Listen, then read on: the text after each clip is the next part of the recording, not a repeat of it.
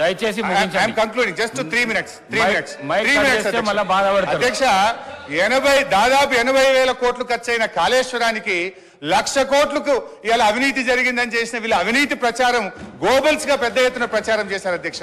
దురదృష్టవశాత్తు ప్రజలు కూడా కొంత నమ్మిండ్రు అధ్యక్ష. ఇవాళ నిజం నిలకడమే తెలుస్తుంది. తప్పకుండా ఇవాళ మీరు మేడిగడ్డ మీద వేస్తారా, సుందిల్ల మీద వేస్తారా, సిట్టింగ్ జడ్జితో విచారణ తక్షణమే వేయండి. మేము రెడీగా ఉన్నాం. మా నిజాయితీ బయటకు వస్తుంది. మేము ఎలాంటి తప్పులు చేయలేదు కనుక నిజాలు ప్రజలకు తెలవాలంటే విచారణ జరపాలి, వెంటనే వేయాలని కూడా leader of the house. Speaker sir, మాజీ మంత్రివర్యులు హరీష్ రావు గారు 5 సార్లు శాసనసభ్యుడిగా, నా తెలిసక్క లెక్కలు 5 సార్, ఆయన ఏదో దొంగ లెక్కలు కలుపుకొని వేయడని చెప్తుంటాడు. కానీ ఆయన ఎన్నికైందే 2005లో, 2005, 2009, 2014, 2018, 2023. ఇంకా అన్ని రాసుకోండి, బై ఎలక్షన్స్ రాసుకోండి, వాళ్ళ మామ గెలిచినవి కూడా ఆయన దాంట్లో రాసుకోండి, ఏం అభ్యంతరం లేదు. వారు వివిధ హోదాలలో వారు పనిచేయడం జరిగింది. 2014 నుంచి 2018 వరకు వారే సాగునీటి పారుదల శాఖ మంత్రిగా పనిచేసిండ్రు. వారి తర్వాత మాజీ ముఖ్యమంత్రి గారు చంద్రశేఖరరావు గారు సాగునీటి పారుదల శాఖ మంత్రిగా పనిచేసిండ్రు. అంటే ఈ 9.5 సంవత్సరాలు వాళ్ళ కుటుంబం తప్ప ఇతరులు ఎవ్వరు సాగునీటి పారుదల శాఖ మంత్రిగా పనిచేయలేదు. వారు ఆర్థిక మంత్రి తర్వాత ఈ రాష్ట్రం మీద ఉన్న అప్పులు కానీ, వివిధ కార్పొరేషన్ల పేరు మీద చేసిన అప్పులు కానీ సంపూర్ణంగా వారి దగ్గర సమాచారం ఉంటుంది. ఎందుకంటే ప్రతిరోజు రిజర్వ్ బ్యాంకు వాళ్ళ దగ్గర ఉన్న నిల్వలన్నీ మన అవసరం ఎంత అనే రిపోర్ట్ ఫైనాన్స్ సెక్రటరీ గారికి ఇస్తారు. ఫైనాన్స్ సెక్రటరీ గారికి ఇచ్చినట్టే అది ఫైనాన్స్ మినిస్టర్ ఇచ్చినట్టే. ఇప్పుడు నేను వారు పదే ఎన్నికల సందర్భంలో కాళేశ్వరం ప్రాజెక్టు అంచనాలే 80,000 కోట్లు, 1,00,000 కోట్ల అవినీతి జరిగిందని ఎట్లా అంటారు? వీళ్ళు లీడర్లు కాదు, వీళ్ళు రీడర్లు, రాసిచ్చింది మాత్రమే చదువుతారని చెప్పి ప్రజల్ని మభ్యపెట్టడానికి శాయశక్తుల్లో వాళ్ళ కుటుంబం అంతా ప్రయత్నం చేసిండ్రు.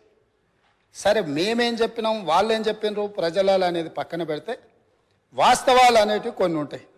ఆర్థిక శాఖ ఉన్నది. ఈరోజు ఆర్థిక శాఖకు మొన్నటి వరకు పనిచేసిన మంత్రి గారు పేజీ నెంబర్ 21 వారు చూసుకోవాలి తమరి ద్వారా, మిగతా సభ్యులు కూడా.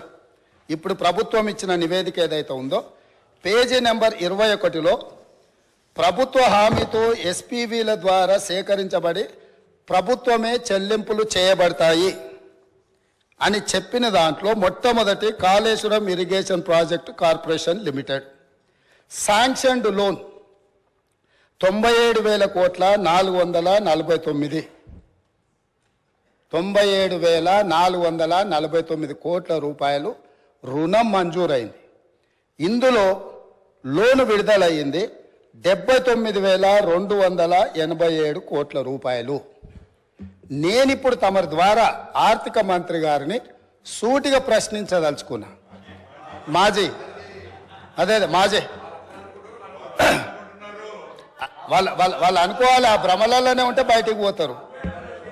అయితే ఈరోజు అధికారిక లెక్కలు ఇవి కార్పొరేషన్ ద్వారా లోన్లు చేయబడిన అప్పు 97,449 కోట్లు. ఇవి కాకుండా కాళేశ్వరం ప్రాజెక్టుకు రాష్ట్ర ప్రభుత్వం ఖర్చు పెట్టింది. వాటి వివరాలను కూడా తీసుకొని మేము ఇస్తాము. ఈరోజు వారు సభను మళ్ళీ మీ ముందు తప్పుదో పట్టిస్తున్నారు. కాబట్టి సభలో సంపూర్ణమైన సమాచారంతో, అనుభవంతో ఆ సభ్యులు మాట్లాడితే మాకు ఎలాంటి అభ్యంతరం లేదు. కానీ ఈ సభ ద్వారా తెలంగాణ రాష్ట్ర ప్రజలని తప్పుదోవ పట్టించి కాళేశ్వరం అద్భుతం అని చెప్పుకునే ప్రయత్నం ఏదైతే చేస్తుండ్రో, ఈ సభ ఇచ్చిన అవకాశాన్ని దుర్వినియోగం చేయడం అనేది ఇది దుర్మార్గమైన చర్య. కాళేశ్వరం ప్రాజెక్టు పూర్తి అంచనాలు నేను ఆర్థిక శాఖకు ఆదేశాలు ఇచ్చిన.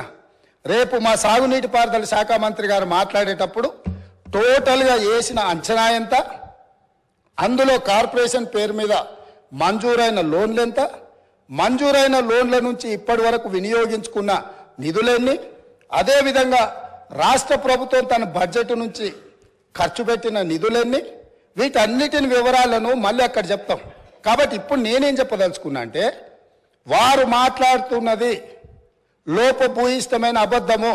కాళేశ్వరం ప్రాజెక్టు యొక్క అంచనాలు 80,000 కోట్లు కాదు, లోన్లే 97,449 కోట్ల రూపాయలు ఆల్రెడీ లోన్లు మంజూరు తెచ్చుకున్నారు.